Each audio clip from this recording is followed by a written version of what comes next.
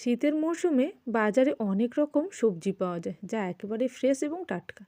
এই সবজি দিয়ে যদি মন চাও স্যুপ বানানো যায় একেবারে বাড়িতেই রেস্টুরেন্ট স্টাইলে, তাহলে কেমন হয়? হেলদিভাবে আজকেই বাড়িতে বানিয়ে ফেলেছিলাম মন চাও স্যুপ। খেতে যেমন টেস্টি, দেখতেও বুঝতে পারছেন কতটা সুন্দর দেখতে হয়েছে। বাচ্চা থেকে বড় সবাই খেতে চাইবে। আর এই স্যুপ বানানোর জন্য প্রথমেই আমি নিয়েছি কিছু সবজি। বাড়িতে যেরকম সবজি থাকবে সেই দিয়েই বানানো যায়। শীতকালে সাধারণত যে সবজিগুলো পাওয়া যায় সেই সব দিয়েই আমি আজকে মঞ্চাও স্যুপ বানিয়েছিলাম। খুব বেশি উপকরণ নয়, তবে যদি বাড়িতে আপনাদের কিছু একটা নাও থাকে তাতে কোনো অসুবিধে নেই। তবে এখানে বাঁধাকপি, গাজর, ধনেপাতা এবং ক্যাপসিকামটা অবশ্যই দিতে হবে, এবং সঙ্গে পেঁয়াজও নিয়েছি, আর নিয়েছি আমি মাশরুম। আর সঙ্গে পেঁয়াজ কলিও যদি থাকে তা দিলেও কিন্তু খুব ভালো টেস্ট হয়। আর সঙ্গে নিয়েছি আমি কিছুটা পরিমাণে বিনস। এই সমস্ত কিছুকে আমি একেবারে মিহি টুকরো করে কেটে নেব, এবং খোসাটাকে আমি ভালো করে ধুয়ে নিয়ে আবারও আমি স্টক বানানোর জন্য একটি প্লেটের মধ্যে রেখে দেব, এবং খুব ভালো করে আবারও ধুয়ে নেব। এখন আমি ধনেপাতার ডাঁটিটাও কেটে দিয়ে দিলাম। ধনেপাতার ডাঁটিতে কিন্তু খুব ভালো ফ্লেভার থাকে ধনেপাতার পাতার তুলনায়। সমস্ত রেস্টুরেন্টে এই ডাঁটিগুলো কিন্তু স্টক বানানোর জন্য ইউজ করা হয়। আমি এখানে কেটে নিচ্ছি গাজর। গাজর আমি এখানে খুব বেশি দেবো না, যেহেতু অনেক উপকরণগুলো নিয়েছি, তাই আমি অল্প অল্প করে সমস্ত উপকরণগুলোকে একেবারে মিহি টুকরো করে নিচ্ছি। আপনারা চাইলে ভেজিটেবল চপারের সাহায্যেও একেবারে ছোট টুকরো করে নিতে পারেন। এখানে আমি পেঁয়াজের ওপরে যে মোটা অংশটা থাকে বা মোটা আস্তরণটা থাকে সেটা আমি দিয়ে দিলাম স্টক বানানোর জন্য, এবং বাকি পেঁয়াজটা আমি ছোট ছোট টুকরো করে কেটে নিচ্ছি। এইভাবে সমস্ত সবজিগুলো পছন্দ মতন ছোট ছোট টুকরো করে কেটে নিয়েছি। এরপরে আমি নুডলসটাকে সেদ্ধ করব। তার জন্য গরম জল বসিয়ে দিয়েছি, ফুটতে শুরু করলে দিয়ে দেবো নুডলস। নুডলসের পরিমাপটা আপনারা যেরকম স্যুপ বানাবেন সেই অনুযায়ী কিন্তু নুডলসটা দেবেন। অর্থাৎ যতজন নুডলসটা খাবে বা স্যুপটা খাবে সেই অনুযায়ী কিন্তু এই নুডলসটা দিতে হবে। তবে খুব বেশি পরিমাণে দেওয়ার প্রয়োজন নেই, যেহেতু অনেক সবজি থাকে তাই অল্প পরিমাণে দিলেই হবে। এবার নুডলসটাকে ভালো করে সেদ্ধ করে নিয়েছি, তবে খুব বেশি সেদ্ধ করার প্রয়োজন নেই। মোটামুটি সেদ্ধ হয়ে গেলে এটাকে খুব ভালো করে জল ঝরিয়ে নিতে হবে স্টেনারের সাহায্যে। সাধারণত এই স্যুপের ক্ষেত্রে নুডলসটাকে ডিপ ফ্রাই করা হয় এবং ক্রিস্পি করা হয়। আমি কিন্তু ডিপ ফ্রাই করব না। কি করব সেটা দেখিয়ে দিচ্ছি। এখানে আমি অল্প তেল নিয়ে এইভাবে নুডলসের মধ্যে মাখিয়ে নিলাম, তবে খুবই অল্প। সাদা তেল দিতে পারেন বা অলিভ অয়েলও দিতে পারেন।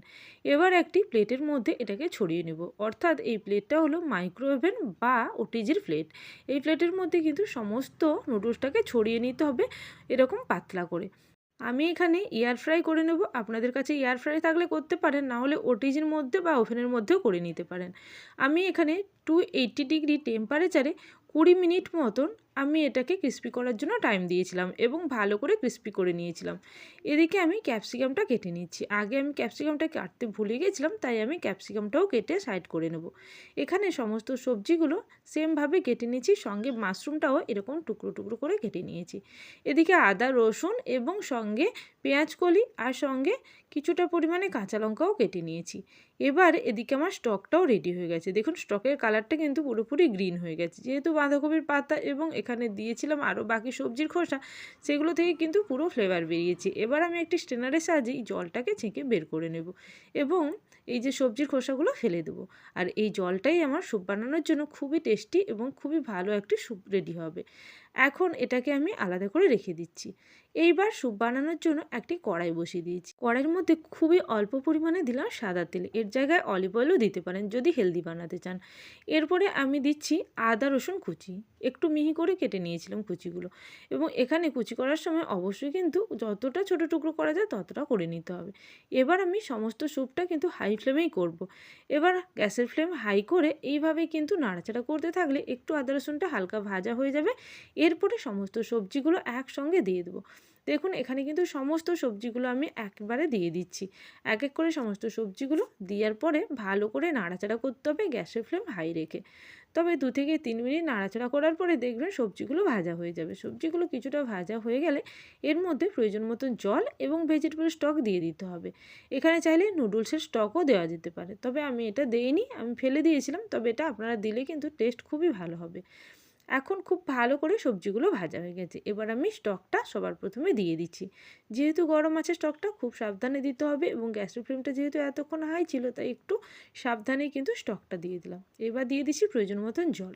আপনারা স্যুপে যেরকম জল খেতে চাইবেন বা যেরকম স্যুপটা খেতে চাইবেন সেই অনুযায়ী কিন্তু দেবেন। এখানে স্যুপটার জন্য আমি কিন্তু প্রায় 4 থেকে 5 বাটি পর্যন্ত জল দিয়েছি। এটা ভালোভাবে কিন্তু 4 জন মতন খেতে পারবে। এরপরে অল্প গোলমরিচ দিলাম এবং সঙ্গে চিলি সস দিলাম 2 টেবিল স্পুন মতন। এবার সঙ্গে দিয়ে দিচ্ছি 2 টিস্পুন মতন সয়া সস। এবার সমস্ত উপকরণগুলো দেওয়া হয়ে গেলে এবার কিছুটা লবণও দিয়ে দেবো। এবার খুব ভালো করে এটাকে ফুটতে দেবো। এই ধরুন 5 থেকে 7 মিনিট এটা খুব ভালো করে ফুটবে এবং সবজিগুলো খুব ভালো করে সেদ্ধ হয়ে যাবে। যতক্ষণ না পর্যন্ত সবজিগুলো খুব ভালো করে সেদ্ধ হয় ততক্ষণ পর্যন্ত কিন্তু এটাকে ফুটিয়ে নিতে হবে। এইভাবে কিছুক্ষণ ফুটিয়ে নেওয়ার পরে দেখবেন যে জলটা কিছুটা মরে এসছে, অর্থাৎ কিছুটা শুকিয়ে এসছে। এই অবস্থায় দিয়ে দিতে হবে কর্নফ্লাওয়ার। এখানে আমি কর্নফ্লাওয়ারটা নিজের ইচ্ছে মতন দিচ্ছি।